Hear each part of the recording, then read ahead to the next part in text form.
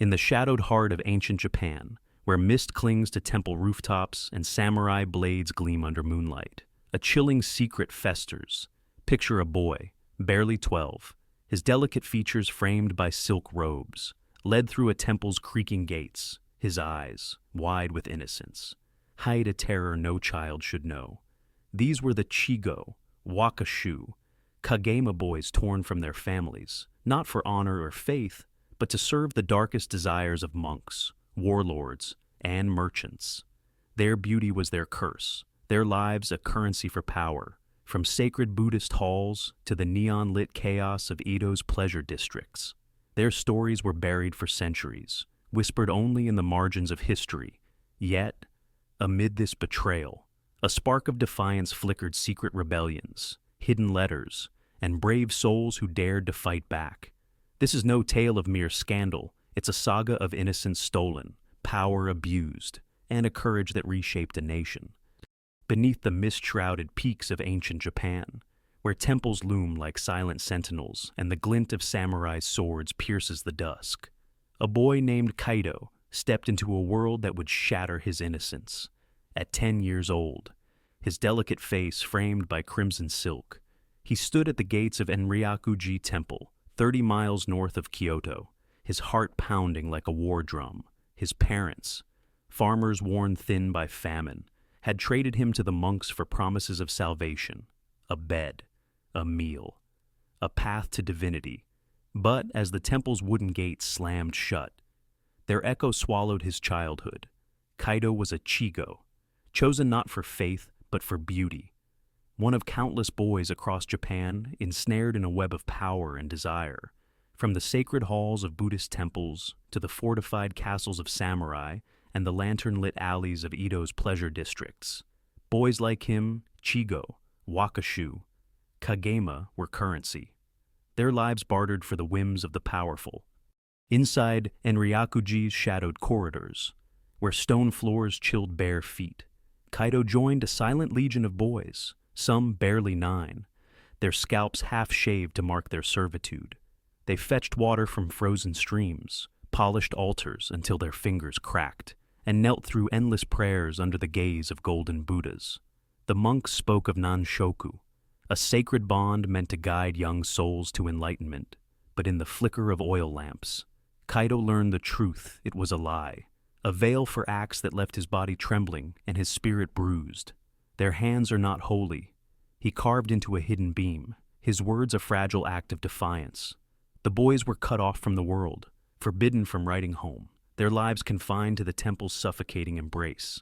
Disobedience brought swift punishment days without rice, lashes that drew blood, or whispers of boys who vanished into the mountain's fog, their fates unspoken. Yet, in the dead of night, when the temple slept, Kaido and the others found slivers of hope. By the faint glow of a stolen candle, they whispered tales of samurai wielding katanas under cherry blossoms, or the dazzling chaos of Edo's Yoshiwara district, where Kagema boys faced their own torments under painted smiles. Kaido, clutching a splintered quill, etched poems of escape. A sparrow dreams of sky, but stone binds its wings.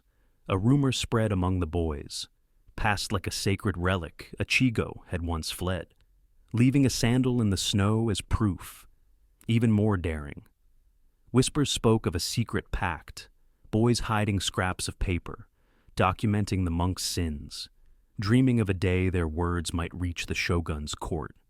Kaido, heart racing, found a torn scroll tucked beneath a floorboard, its ink promising justice. Could such defiance topple the temple's power, or was it a fleeting spark in an endless night? By 14, Kaido's voice cracked, his boyish beauty fading under the weight of years. The monks, their interest waning, prepared to discard him.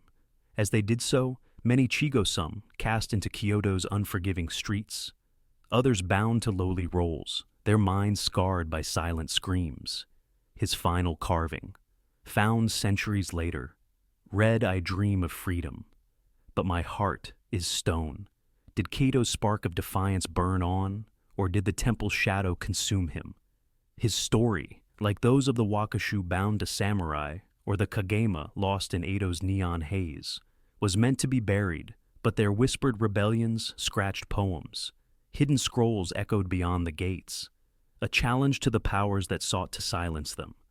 Beyond the mist-draped temples where boys like Kaido suffered in silence, another kind of prison awaited in the fortified heart of Japan's samurai strongholds.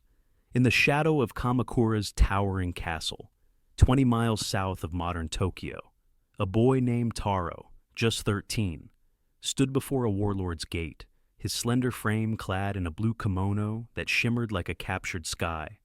Born to a fallen samurai family, Taro was sold to a lord named Hiroshi, a man whose name echoed through the provinces for his ruthlessness. The promise was training in the way of the sword, a path to honor. But as Taro crossed the castle's stone threshold, the glint of samurai blades in the courtyard felt less like a promise and more like a threat. He was a Wakashu, an apprentice bound not just to serve, but to surrender his beauty a currency for loyalty. His life a pawn in a game of power that stretched from Kamakura's halls to the neon-lit chaos of Edo's pleasure districts and the sacred shadows of Kyoto's temples. Inside the castle's wooden walls, where torchlight danced on lacquered beams, Taro learned the brutal truth of his role. By day, he trained with a wooden sword, his arms aching under the weight of strikes meant to forge him into a warrior. By night, he knelt in Hiroshi's chambers, his heart racing as the warlord's gaze lingered too long. The samurai called it a bond of brotherhood, sealed in a public ceremony with sake and oaths of loyalty. But the contract, inked on rice paper, hid darker terms. Taro's body was part of the bargain, his submission a test of devotion.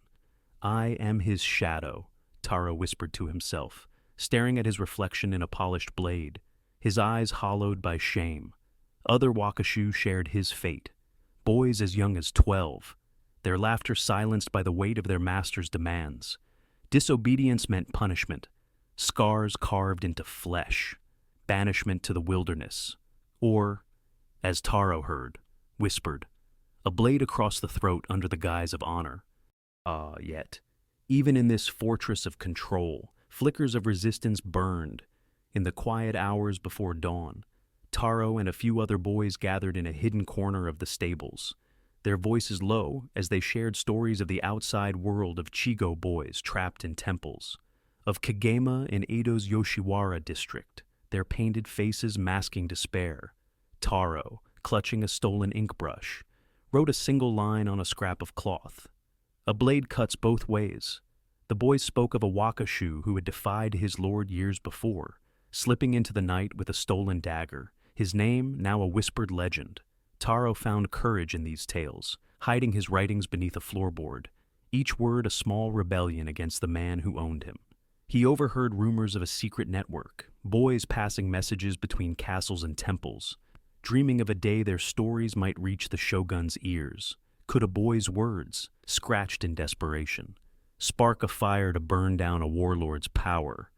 By 16, Taro's boyish features hardened, his usefulness as a Wakashu fading.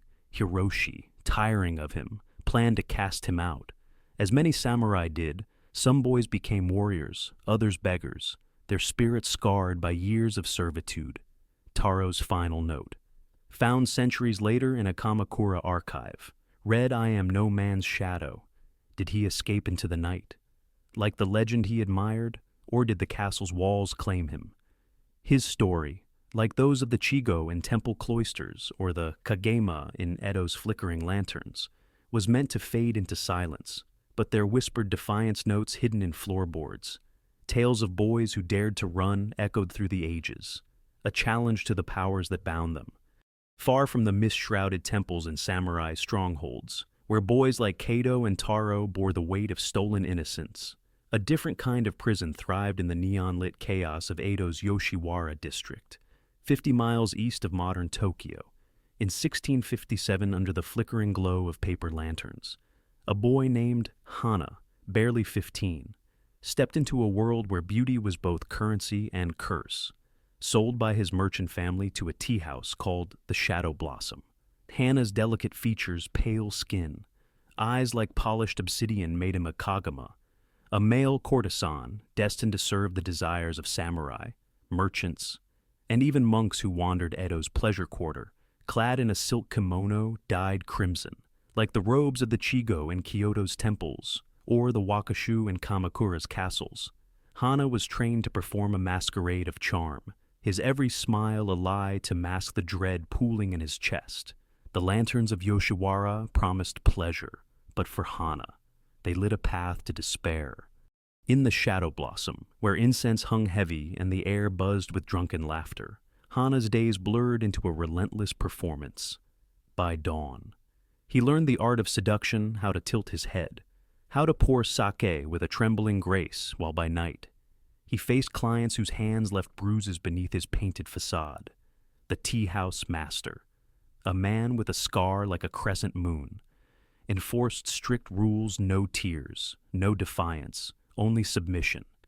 Hana's contract, signed in his father's shaky hand, bound him for 10 years, his body a commodity traded for gold. "I am no longer human," he wrote in a hidden letter, its ink smudged by candlelight, only a shadow in silk. Other Kagema, some as young as 13, shared his fate, their health crumbling under disease and violence. Whispers told of boys who took their own lives, their bodies found in the Sumida River, 10 miles away, their names erased from the tea house ledgers. Yet, even in Yoshiwara's gilded cage, sparks of resistance flickered. In the quiet hours after midnight, Hana and a few others gathered in a cramped attic, their voices hushed as they shared tales of Chigo boys carving poems in temple beams, or Wakashu hiding notes in samurai castles. Hana, clutching a stolen hairpin, scratched a message on a wooden slat. "The lanterns burn, but I will not." A rumor spread through the tea house a Kagema had once escaped, disguised as a merchant's servant, leaving a bloodied robe as a sign of defiance.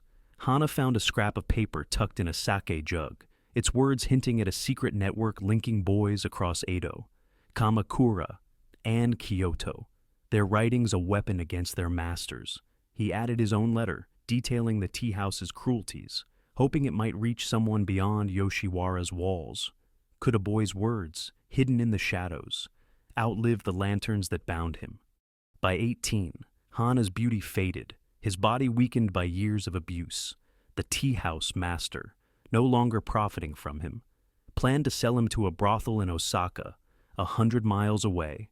Hana's final letter, found centuries later in a Yoshiwara archive, read, "I dream of a sky without lanterns."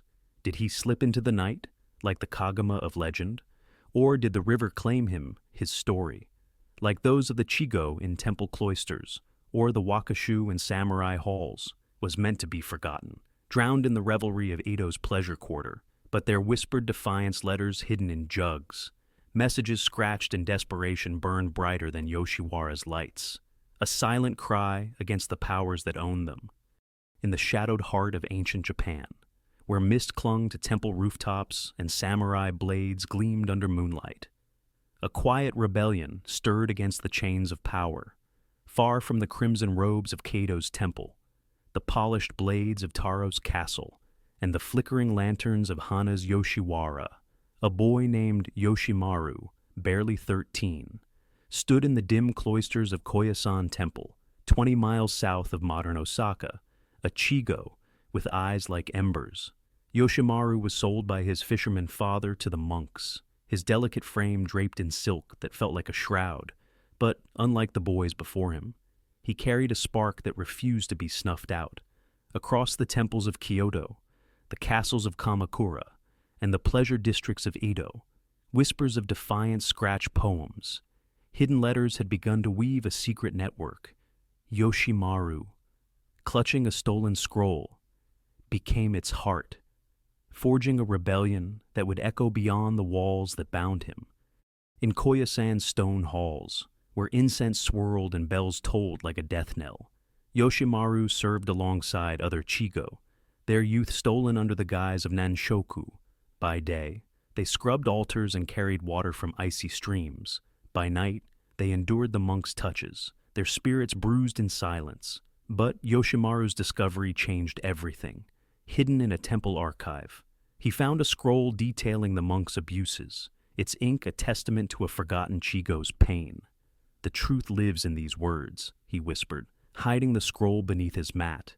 He began to write his own accounts, scratching them into bamboo slats. "They call it divinity, but it is theft."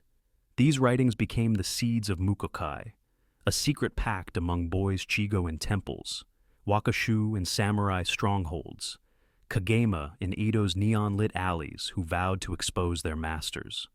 They passed messages in coded poems, smuggled through merchants traveling the 50 miles between Kyoto and Edo, each note a fragile thread of hope. Their acts of defiance grew bolder. Yoshimaru and his allies slipped herbs into the monks' rice. Slowing their steps, they scratched warnings into temple walls, hoping to reach the shogun's spies. Whispers told of a Wakashu in Kamakura who had burned a lord's contract, or a Kagema in Yoshiwara who hid a dagger in his sleeve. But rebellion came at a cost. When a monk discovered Yoshimaru's writings, he was dragged to a courtyard under starless skies, his body lashed until blood stained the stones. "You cannot cage the truth," he gasped, his defiance unbroken. The monks, enraged, planned his execution. But Yoshimaru's final act was to smuggle his scroll to a merchant bound for Kamakura, its words a plea for justice. His fate remains a shadow. Some say he was killed, others that he vanished into the mountains, a ghost carrying the boy's hopes. Did his scroll reach the shogun's court, or was it lost in the fog of history? The echoes of Mukokai ripple beyond Koyasan. Boys in temples, castles, and pleasure districts carried on, hiding letters in sake jugs, carving truths into stable beams. Their words, like those of Kaido, Taro, and Hana, were meant to be silenced, buried beneath the weight of power, but their defiance scratched in bamboo, whispered in shadows burned brighter than the lanterns of Yoshiwara or the torches of Kamakura. From the mist-draped temples of Kyoto, the samurai strongholds of Kamakura, and the lantern-lit alleys of Edo's Yoshiwara, where boys like Kaido, Taro, Hana, and Yoshimaru bore the scars of stolen youth, a tide of change began to rise. In the late 12th century, 50 miles north of modern Tokyo, a former Chigo named Shinran stood before the ruins of a temple once known for its cruelties, his eyes tracing the horizon where dawn broke over Mount Hiei, now 20. Shinran had survived the horrors of Enryakuji, his body freed but his spirit etched with memories of crimson silk robes and nights of dread. The whispers of rebellion, Kaido's poems, Taro's hidden notes, Hana's smudged letters, Yoshimaru's Mukokai scrolls had reached the ears of the Kamakura shogunate, sparking reforms that would reshape Japan. Shinran, clutching a worn journal, became a voice for those who had been silenced, his words a bridge from despair to hope, a testament to the boys who dared to defy the powers that bound them. In the shadow of Mount Hiei, where stone halls once echoed with the footsteps of Chigo, Shinran joined other survivors, former Wakashu from samurai castles, Kagema from Edo's pleasure districts, to form the Restoration Fellowship.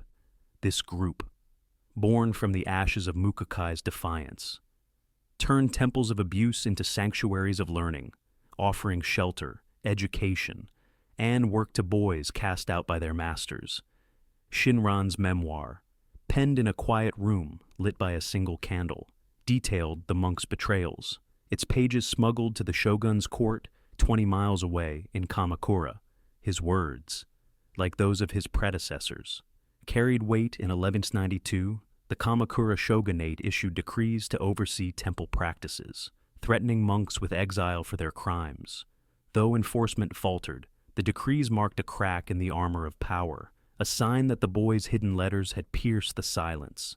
Shinran wrote, "Our pain is not forgotten. It builds a new dawn." The Restoration Fellowship grew, its members transforming pain into purpose. Former Chigo became teachers, sharing knowledge in makeshift schools. Ex-Wakashu trained as healers, tending to the sick in villages along the Sumida River. 10 miles from Edo, even Kagema, once shunned, opened shops in Kyoto's bustling markets, their resilience a quiet rebellion against a society that had discarded them. Yet, the scars lingered, Shinran's memoir spoke of sleepless nights, haunted by the toll of bells that once signaled a monk's approach. The fellowship's work was not just salvation, but defiance, a refusal to let their suffering define them. Rumors swirled of a hidden archive, buried beneath a temple's stones, holding the boys' writings, poems, letters. Pleas that could one day expose the full truth. Could such words, born in shadows, light the path to a world where no child would be caged? By the dawn of the 13th century, the echoes of these boys' courage reshaped Japan's heart. Temples once feared became places of learning. The shogunate's reforms, though imperfect, gave voice to the voiceless. Shinran, now a teacher, stood before a new generation, his journal a beacon for those who followed. The stories of Kaido, Taro, Hana, and Yoshimaru, meant to be buried in the fog of history, lived on in the fellowship's work, their defiance a spark that burned through centuries. In the mist-draped heart of ancient Japan, where temple bells once tolled for boys like Kaido, samurai blades cast shadows over Taro, and Yoshiwara's lanterns burned for Hana. A legacy of pain and courage endures. From the stone halls of Enryakuji to the fortified walls of Kamakura and the neon-lit alleys of Edo, 50 miles from modern Tokyo, the stories of Chigo, Wakashu, and Kagema were meant to be buried, their lives a currency for power. Yet, through Yoshimaru's hidden scrolls and Shinran's defiant memoir, their whispered rebellions carved in bamboo, smudged in candlelit ink, sparked a fire that reshaped a nation. These boys, bound by crimson silk and broken by betrayal, forged a path to hope, their words echoing across centuries to challenge the powers that silenced them. Were their stories fully true, or do they linger as fragments of a forgotten truth? Pieced together from temple archives and shogun's decrees, their courage, undeniable, stands as a beacon even in the darkest cages. A spark can ignite change. What do these tales stir in you? Share your thoughts below. How would you honor the resilience of those who turned suffering into strength? Subscribe to uncover more secrets of history, and tell us what story of defiance inspires you.